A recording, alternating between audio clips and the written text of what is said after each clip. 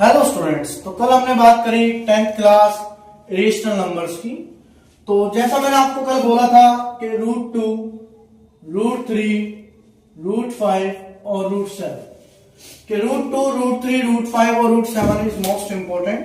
ठीक है, तो ऐसे ही आज हम बात करने वाले हैं एचसीएफ और एलसीएम की। HCF is higher common factor and LCM is least common multiplier.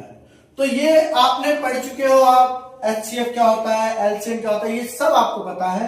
हम बात करने वाले हैं इंपॉर्टेंट क्वेश्चंस की।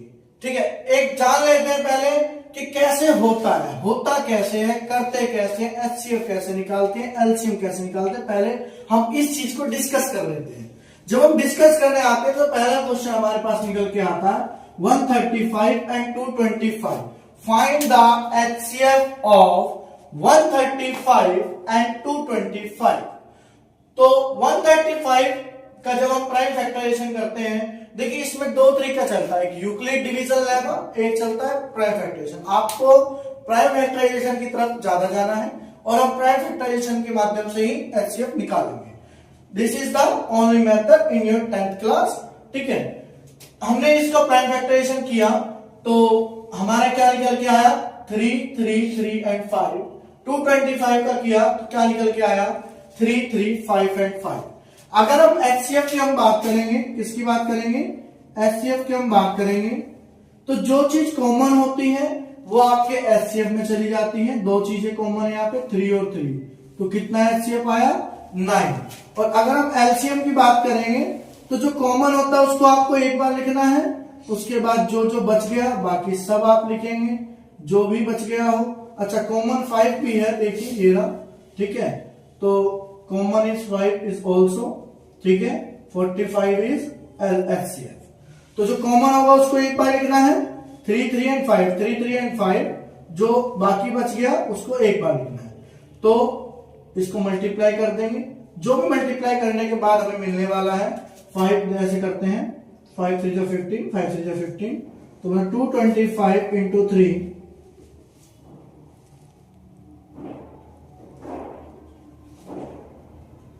675।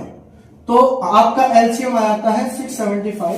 675 is the LCM of 135 and 225। ये आपका प्रोसेस रहता है, कोई 2 डिजिट्स है तो 2 नंबर अगर आपके पास है तो आप 2 नंबर्स का अगर एचसीएफ निकाल रहे हैं तो जो कॉमन पार्ट है वो एचसीएफ में जाता है, हाईएस्ट पावर किसमें जाती है, एलसीएम में जाती है। इसके दौरान हम बात करेंगे 3 नंबर्स की, जैसे 72, 40 एंड 36। मैंने 3 नंबर ले लिए हैं।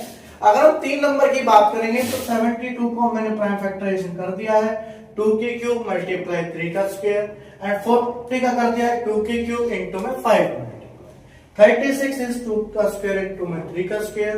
अगर मैं बात करूं देखिए कॉमन पार्ट की, कॉमन पार्ट इसमें क्या है 2 के क्यूब, कॉमन पार्ट इसमें क्या है 2 के क्यूब। तो एचसीएफ क्या आएगा, तो तीनों में कॉमन पार्ट रहने वाला है आपका। तो तीनों में कॉमन क्या है 2, और 2 तो कॉमन है बट कम पावर लिखी जाएगी आपकी एचसीएफ में और ज्यादा पावर आपकी लिखी जाएगी एलसीएम में।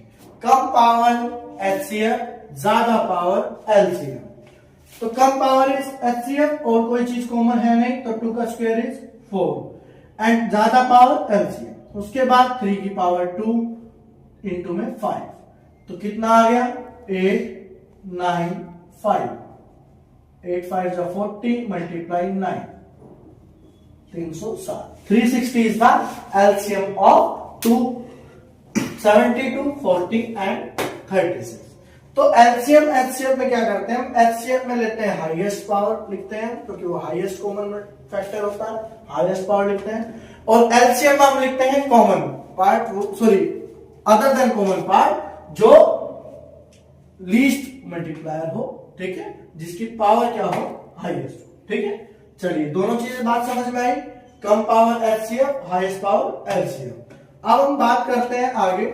तो इसके जो क्वेश्चंस आते हैं, कई बार क्वेश्चन पूछ लेता है, एक तो सिंपल क्वेश्चन पूछ सकता है सीबीएसई या एचबीएसई आपसे कि आपको कोई भी 2 नंबर दे देगा, कोई भी 3 नंबर दे देगा और आपको बोल देगा कि आप इसका एचसीएफ या एलसीएम निकाल के दिखाइए सिंपल फॉर्म में।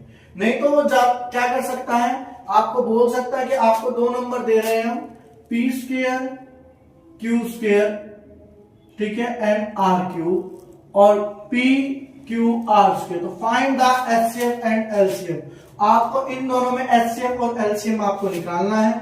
आप इन दोनों में भी क्या देखेंगे, कॉमन पार्ट क्या है, तीनों चीज कॉमन है। तो एचसीएफ तो आपका सीधा आता है जो चीज कम पावर वाली है, P Q and R square.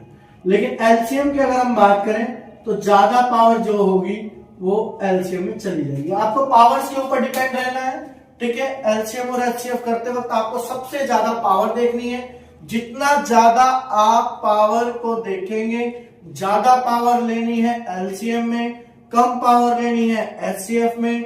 और जितना आप पावर पे डिपेंड रहेंगे उतना ही क्वेश्चन आपका सटीक और सही निकलेगा।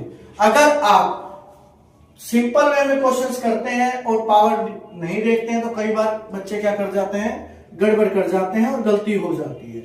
बट इसको आपको नहीं देखना है, आपको पावर्स के ऊपर डिपेंड होना है, तभी आप इसका आंसर सटीक निकाल पाओगे, ठीक है। तो √2, √3, √5, √7 आप लोगों ने कर लिया था, ठीक है। और आपने 72, 40 और 36 का एलसीएम और एचसीएफ भी जान लिया, ठीक है।